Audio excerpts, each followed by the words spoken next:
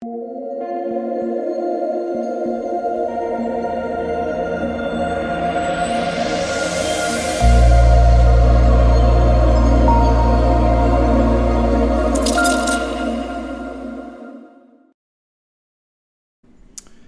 what is going on, guys? DK. Back at you with another video here for a first look at the Week 5 NFL main slate on Draftkings. But before I get into the video, if you guys are new to the channel, welcome. My name is DK. I make daily videos and live stream for NBA and NFL slates on Draftkings, covering the NBA preseason. If that's something that interests you, I just uploaded a video breaking down the 4-game slate tomorrow. If you're unable to watch these YouTube videos, I also upload an Apple Podcast link down below. It's called the DKDFS Show. If you're interested in signing up for premium content, I offer that on patreon.com. NFL package, we cover every single show on slate as well as the main slate. And then again, with that NBA package, you're going to be getting every single preseason slate as well. And I do want to thank today's sponsor, PrizePicks. So if you guys are not familiar with PrizePicks, there's a few different ways you can play for NFL. The first way is you take over under on fantasy points. And the second way is you take over under on single stats. So like passing yards, rushing yards, receiving yards. They'll add a lot more here too as well. Throughout the week. I like it. It's a nice change of pace because you're not playing it so you're just playing at the house. I do have NBA preseason too. It's not posted yet. Would expect that to be posted probably early tomorrow. So if you guys want to try it out and sign up, use my code DKDFS. DKDFS, all one word, link in the description below. You get 100% match up to $100. And finally, I want to give you guys a special shout out. Hit 10,000 subscribers today. So started my YouTube channel 3 years ago, basically from this day, October 4th.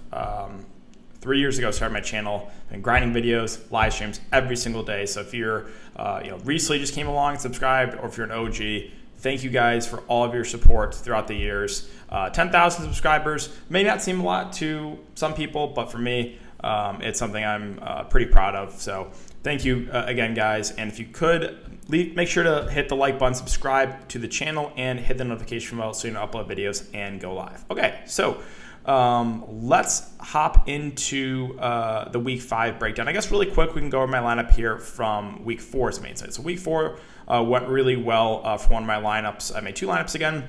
Again, I go for kind of the boom or bust nature. I full stacked two games. The Kansas City-Philadelphia game was this stack. The other stack was the Arizona-Rams game, which didn't go as well for me. But first, I just got to tilt about a couple things here. Jalen Hurts had like 3 touchdowns called back. 1 to Zach Ertz, too. If Hurts didn't have those touchdowns called back, he could have gone for 50. And obviously, a touchdown from Zach Ertz, 2% Zach Ertz being called back. It could have been a way bigger day for myself. Again, this is a $50 tournament. It's still 3x, but man, it could have been a lot more if all his touchdowns didn't get called back. Najee Harris used him in both lineups. Felt very good about him just because he just doesn't leave the field. Montgomery had 2 touchdowns. He also got injured. We'll talk about that in the video in a sec. Robert Woods, just like the price point for him, I didn't think Cooper Kupp was going to continue to average 25 fantasy points, whatever it was, that some regression would come his way and Robert Woods would step up a little bit, and he did. Robert Woods had a solid day. Tyreek Hill. So you guys can see, again, I game stacked it. I did a Zach Ertz stack, brought it back with Tyreek Hill, who smashed at low ownership 50 fantasy points, and he's been very boomer bust. Unfortunately, Travis Kelce has been super safe all year. Finally bust when I play him. Goes for 6 fantasy points. So that was a little bit tilting. But again, Tyreek Hill more than made up for that at only 8%. Westbrook was the chalk cheap option. A couple other guys I talked about. I was talking about a Randall Cobb a decent amount in the live stream, how I liked him at super low ownership. Didn't go there, but he's like 0.8% owned and smashed. So you want there. I know a couple of you guys did. Congrats on that. Falcons got 0, but again, they were just a cheap defense. And yeah, that was it for my lineup here. Was a really solid main slate. And the one that didn't cash for me, and you can tell where I was going, right? Full stacking Arizona and the Rams. So a Kyler Hopkins stack with a Cooper Kupp, Robert Woods bring back. Once again, for the second straight week, James Conner times 2.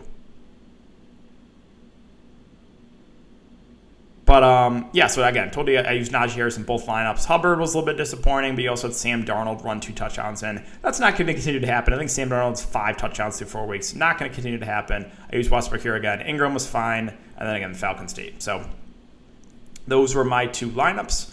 All right, so going over the Vegas odds really quick, there's definitely some uglier games on the main slate. Not a lot of super high total games. The highest total game right now is the Giants-Cowboys, which is 52. You also have 49ers-Cardinals, that's the 50 over-under. But a lot of the games hovering in the mid to high 40s as far as over-unders go. The Broncos-Steelers game, super low, only 40.5. That's gross. Then you have the London game, Jets-Falcons. Can't wait. So excited to wake up early and watch Jets-Falcons. But, all right, so let's talk about quarterbacks. Kyler Murray, really like him again. I've just been spending up a quarterback almost every single week. Going to continue to do it. Guy that has a good amount of rushing upside right now in the second highest total of the game. Has got a little bit unlucky with touchdowns last couple weeks, right? 0 touchdowns today, only 2 when they scored 37 points. So I like Kyler again. Think he's very safe and think he will go under-owned. Other quarterback options. Jalen Hurts. Could have had 50 fantasy points last week and all his touchdowns called back. Matchup with Carolina isn't necessarily the best, but the reason you go to Hurts obviously is the rushing upside. He's a guy that can go get you 40 to 80 yards in the ground. He'll just come with that floor. He had a pretty good game passing last week, 32 of 48, much better than obviously the first half of that Dallas game. So, all in all, I think Jalen Hurts is a very, very safe play. Dak Prescott also feels a little bit too cheap again. This is the highest total game. He did get a little bit lucky with the touchdowns. Only had 188 yards, but 4 touchdowns. But again, high total game, and Dallas is a team that defense is not great. They're going to be involved in a lot of shootouts, and obviously they are a good offense. So I like Dak at that price. Herbert against the Browns, I'll probably pass on. The Browns defense has been pretty solid. And Sam Darnold, I think, is going to be over-owned this week. This is just a situation where people are going to chase, and I'm going to pass. Yes, I know he's had 5 rushing touchdowns in 4 weeks. That's not going to continue. Again, people are going to chase that, and just like they chased Mike Williams tonight, I was very against. And you saw how that worked out. So, no, I'm not chasing Sam Darnold at that price. People are going to do it. I think it's a mistake. What else? Ryan Tannehill, 6'4". We'll see if Julio and A.J. Brown are able to go. But this is like a really good matchup. So I think he's at least in play. And then Daniel Jones, too, at 6K. If I'm going to go to a cheap option, probably look to Jones in the highest total game right now of the slate. He does have some rushing upside, too. And, Giants most of the time when you're playing from behind in games. So do like some Daniel Jones as well. And then, one other guy I mentioned. So keep an eye on Jimmy Garoppolo. He got banged up, didn't return last week. So if he's out, I think Trey Lance is a viable punt play. Now, passing the ball, he wasn't great, only 9 of 18, but did go for 7 for 41 on the ground. He's a guy that does have that rushing upside. So, again, this would be one of the higher total games of the week. If Jimmy G's out, do have a little bit of interest there in Trey Lance. Okay, so let's move on to running back. Derrick Henry, again, we'll see about the status of the 2 main wide receivers. This is just unreal. 35, 28, 33 carries. They are just feeding Derrick Henry. This is a game they should be playing from ahead to, even if they are without. Sorry, it's late, guys, like 2 a.m. here. Even if they are without their main 2 wide receivers, Derrick Henry is just a guy that is going to get a ton of touches either way. So like Derrick Henry, good amount there at the top. The issue, I guess, is now he's very much priced up, and I still don't really trust that he's going to be super involved in the passing game. But, yeah, hard not to like Derrick Henry and his upside. Now, keep an eye on Christian McCaffrey. I think there's a chance he could play. If he does, though, I don't think he'll get the full snaps. So, even if he does play, not a ton of interest there. Got to bring up Alvin Kamara. 0 catches, 0 targets. I think that's a little bit of an outlier. He's getting a lot more carries on the ground as opposed to targets like he was last year. But, yeah, matchup against Washington. Washington defense has not been great this year. They were pretty good last year. I don't buy that he's going to have 0 targets again. So I think Kamara's a fine contrarian, spend-up running back. Dalvin Cook didn't get a ton of work, and I was a little bit worried coming off the injury that they would take it easy on him. And they did. Him and Madison kind of split the touches. So at the moment, Cook is just a GPP-only play for me. Let's see. What else? Kind of more in the upper mid-tier guys like Jones, Eckler, Saquon Barkley. All seem like pretty solid plays. All very much involved in the passing game. I just love Austin Eckler. Played him on the captain in the show on slate tonight. Just going to get probably 10 to 15 touches in the ground, going to be very involved through the air. Now, the issue here obviously is the matchup right here, and it's not a very good matchup here against Cleveland. Saquon Barkley, Giants could be without two of the top receivers again. He's the guy that's playing a majority of the snaps now and is involved in the pass game, 6 and 7 targets. Again, a high total game. I think Saquon looks pretty good. Don't mind Zeke. Najee Harris, once again, even though it's a super low total game, he's just not going to leave the field. Probably going to get somewhere around 20 touches total, maybe a little bit more. So Najee feels very, very safe. Let's see what else. Keep an eye on Joe Mixon news. If Joe Mixon plays, I like him in the mid-range just because he rarely leaves the field too and is involved in the passing game. But if Joe Mixon's out, then there's some possible value there for Cincinnati. Perrine would probably be the lead back with Chris Evans, Mixon in the third down work. So possibly some value there. Let's see. If CMC's out, I don't hate Chuba Hubbard. 13 carries, 2 catches, 2 targets. I think he would be a fine play. Montgomery and Damian Williams both questionable here for Chicago. So let's go over to Chicago because they could be pretty thin at running back. If Montgomery's out, I like Damian Williams. If they're both out, then we have to look to rookie Herbert, who would probably be the top option there. So, yeah, that's obviously one situation to monitor, possibly some value opening up in that one. What else? The Patriots running backs is always a headache, but they're probably going to be playing from the head in this game. So, does Damian Harris become a viable play? I know that he didn't get a ton of touches. New England running backs, let me look that up.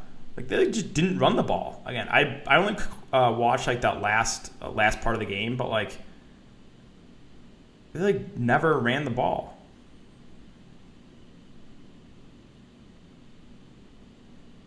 Yeah. 4 carries for Damian Harris for -4 yards. 1 carry for Mac Jones for -1 yards. 1 carry for J.J. Taylor. 1 carry for Brandon Bolden. And 1 carry for Nelson Aguilar.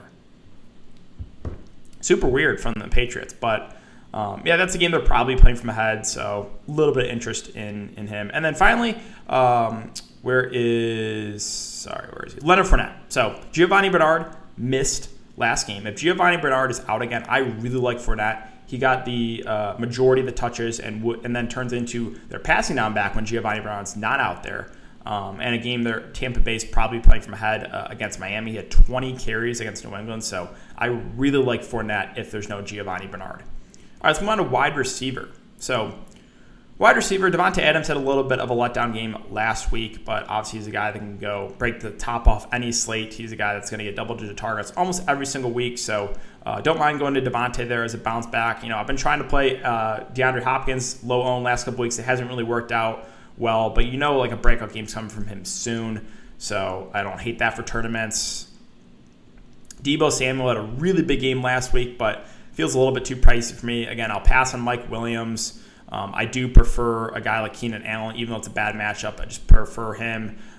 Targets, right? 11 targets. Even though he didn't have a great game, he just has a much higher floor, I think, than a guy like Mike Williams. Some guys in the mid-range here, like CeeDee Lamb, looks pretty solid. Keep an eye on Amari Cooper, too. He's been a little bit banged up. He's always injured. But, yeah, if he can't go, CeeDee Lamb looks even better. And then, a guy like Cedric Wilson looks better. We'll talk about that. Possibly some value there. You have Brandon Cook's revenge game if that's something you're interested in. Let's see. Scrolling down a little bit more. So Galladay, if both Shepard and Slayton are out again, he's going to be their top wide receiver. He had over 100 yards. So would like him. Again, just monitor the status, though, of Shepard and Darius Slayton. Let's see. Scrolling down a little bit more. The 2 Cincinnati wide receivers, I have some interest in Tyler Boyd and T. Higgins. If T. Higgins is good to go, and it looks like he will be, this is a game Cincinnati probably going to be playing from behind in. And Boyd and T. Higgins, both pretty cheap. So like them at their respective price points. Chenault. So let's go to Jacksonville.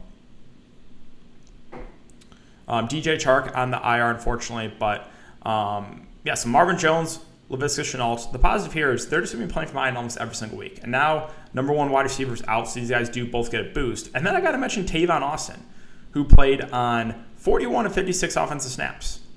So he was a number 3 wide receiver. He only had 1 catch, but I do think he's at least worth a look on this slate for some salary relief. Let's see. Scrolling down a little bit more, what else do we have? Again, a guy like Cedric Wilson, he's potential value here if Amari Cooper can't go. Randall Cobb was one guy I talked about a decent amount there in the live stream. 5 catches and 6 targets with no MVS. He played a lot more and had a big game. Now, do I expect 20-plus fantasy points again from Randall Cobb? Absolutely not. But I do think he has a pretty significant role now that MVS is injured. And then Tony, he was the Giants wide receiver I preferred with Shepard and Slate now because he was going to play out of the slot. Rookie first round draft pick, I should say. 6 catches and 9 targets. If they're both out again, I like Tony for value. Again, a high total game. And then you have these Tennessee wide receivers. So let's go over to Tennessee. If both A.J. Brown and Julio Jones are out, then you have some cheap wide receivers in a really good matchup. Rodgers, Westbrook, Josh Reynolds, like them all. They're all sub 4K. So there's definitely some solid value depending on some injuries. Either way, though, there's going to be guys that they'll look pretty good for some salary relief. Let's see. Is there anyone else I wanted to mention? I think that is it. So let's finish up with tight end, guys. Darren Waller at 7.3. Matchup in Chicago, not the best.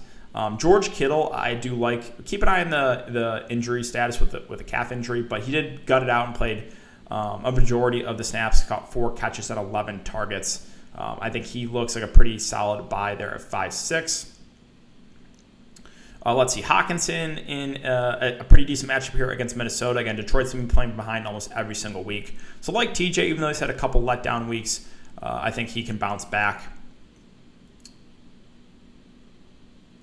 What else? Hunter Henry at 3.7K. So he's been playing more snaps at tight end than Juju Smith. So I think I would have leaned him. We know New England likes getting the tight ends involved. Zach Ertz is a pretty good back-to-back weeks. 7, 8 targets. He's only 3.4K. This is, decent total game. So a little bit interested there in Zach Ertz. And then reluctantly, I got to bring up Evan Ingram. 6 targets last couple of games. If they're missing Shepard and Slayton again, you would think Evan Ingram's is going to be more involved. So I do kind of like him at 3.2K. Oh, and then where is Cam Brate? So Rob Gronkowski doubtful. Cam Brate was the guy that got the biggest boost. Did only have 2 catches, but was targeted 6 times. So I think Cam Brate is potential value there as well. But yeah, that's it, guys, for the first look. Be on the lookout for the final look video, which will be up probably on Friday, where I will talk more GPP, stacking, all that good stuff.